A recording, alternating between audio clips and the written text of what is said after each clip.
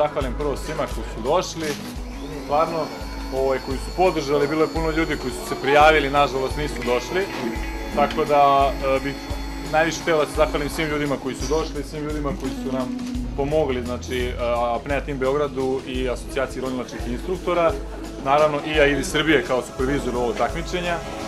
Hteo bih se zahvalim Sportskom društvu Kolubara i Sportskom rekreativnom centru Kolubara. Takođe, hteo bih se zahvalim firmi Polar Sub koja je učestvovala u svemu ovome i stalno nam pružila podršku, što se nadam da ste videli preko nagrada koje ste dobili. Ja iskreno nikad nisam bio na takmičenju gde se dobija toliki broj nagrada, tako da se nadam da ste zadovoljni.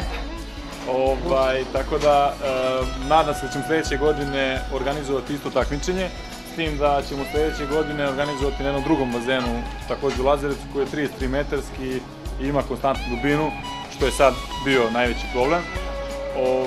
Tako da siguran sam da se iduće godine vidimo opet u Lazarevcu. Bilo je prvi put, sve greške koje smo napravili, ja, svi ljudi iz organizacije, nadam se da niko neće ništa zameriti. Hvala svima i prijatno.